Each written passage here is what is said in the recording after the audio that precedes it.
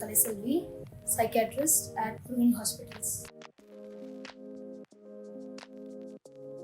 Every human adult needs at least of 7 hours of sleep or more in a day or 24 hours time. So when comparing women and men, women needs 11 to 13 minutes of more sleep, additional sleep than men.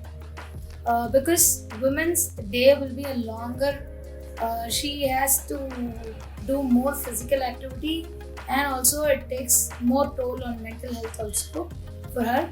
So women needs more sleep than men. Coming on to this quantity and quality of sleep, there are various factors that affect this quantity and quality of sleep. Likely, there are some internal factors and external factors. The external factors could be lighting, and the other environmental changes, like a person who get to sleep in a new place will have some difficulties. Then regarding this jet lag, it is also a factor which affects the sleep.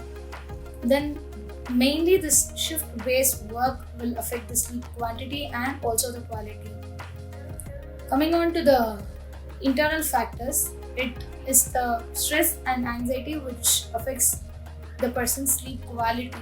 The person might have a good quantity of sleep, though he sleeps for 6 or 7 hours, or she sleeps for 6 or 7 hours, the brain doesn't shut down. The quality of sleeps get more affected. This is the main factor which affects sleep quality.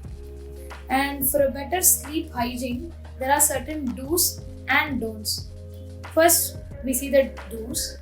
Like, we'll have to do certain things. First is keeping the fixed time. We'll have to go to bed at a specific time and wake up at a specific time. It should not be different in different days. So if you go to sleep by 10 p.m., every day it should be 10 p.m.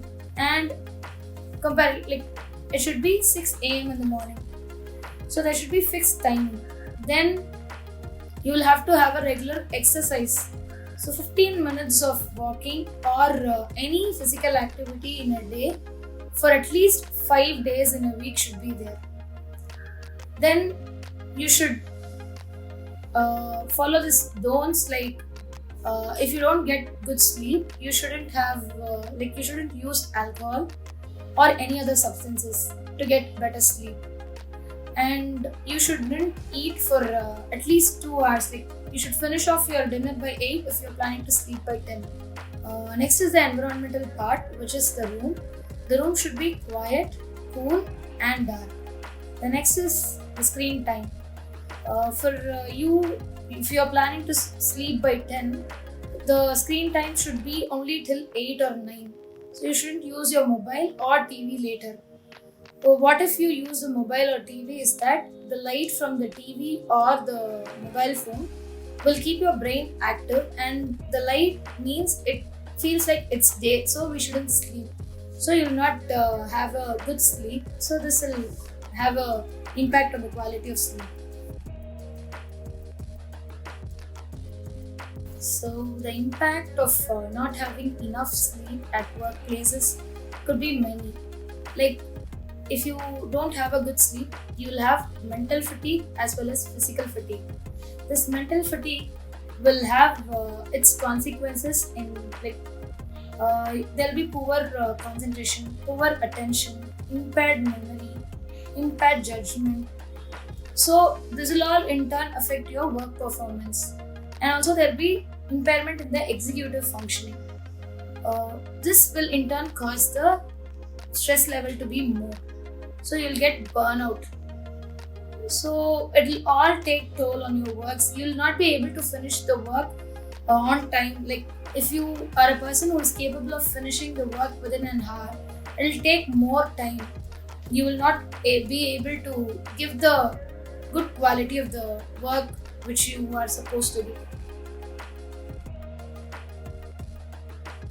So if you have a good sleep, you'll have a better day at work. Your mental health will be, like, you'll have a positive vibration, and so it could be a good day even though you have a bad comment or someone mocks at you or someone criticizes you, if you are on a good sleep, it will not affect you much. It will not provoke much anger in you and all. So you can be sportive, and you'll have better executive functioning. You'll be able to analyze the problem which is given to you and do it in a better way.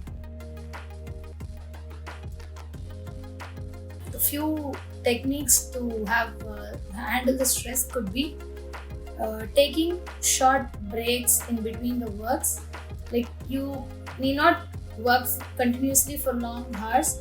You can take breaks wherein you can stretch, go for a walk, then, or you can use this ladies' room where you can sit and relax, or do breathing exercise, observe your breathing, uh, these sort of things which you can do.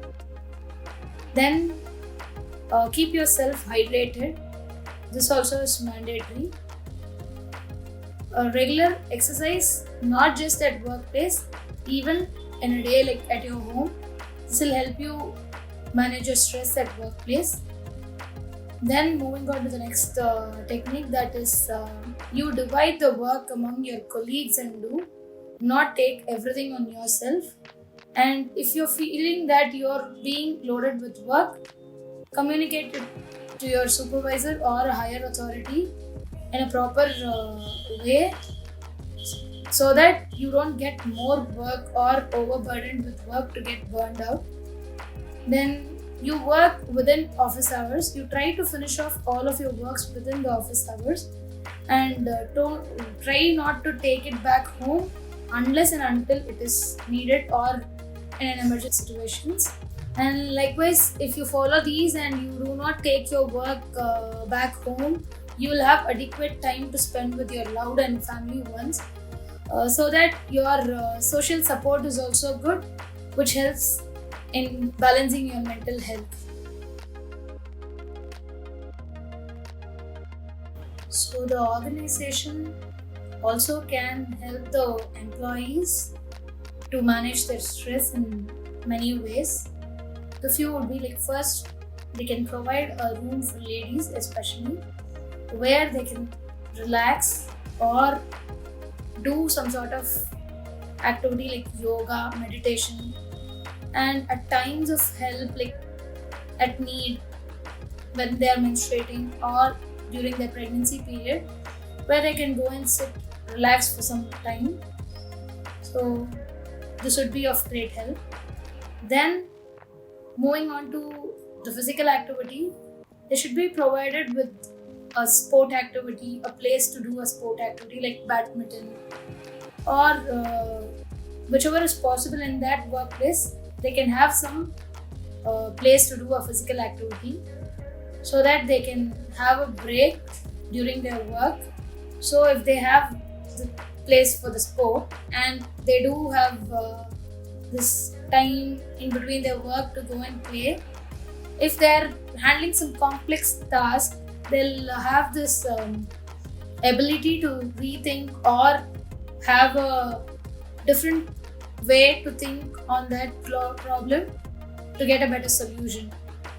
So this also can be done from the organization side.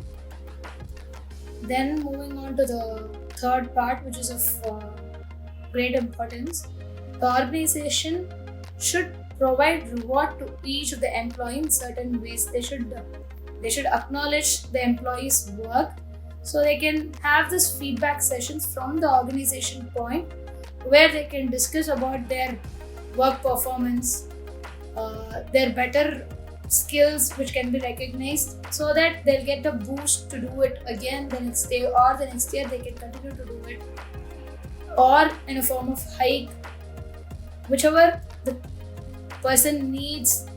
If they get in touch with the employee on regular basis, they'll know the need of they'll know the need of the employees also, so that they can handle the employee accordingly. Self-care should be prioritized by every woman, because women take a much more physical toll Also the mental toll, because she is actually the caregiver for the family. Like, she manages the family. Like, if she works also, or she's a homemaker, she has to take more on her. So she should be in like very healthy physically, mentally and emotionally to handle all the stress and the requirements of the family, the responsibility. She should stay healthy in all aspects. So for each and every individual woman, self-care means different things. For one, it can be a bubble bath. For the other one, it can be just a venting out session or going out on a break. So it depends on each individual. So it's not the same for everyone. And it is not necessarily you should spend some money or something to prioritize yourself, or you care about yourself. It can be of doing any minimal form of exercise also. So you should find out which makes you happy, healthy, and do it accordingly.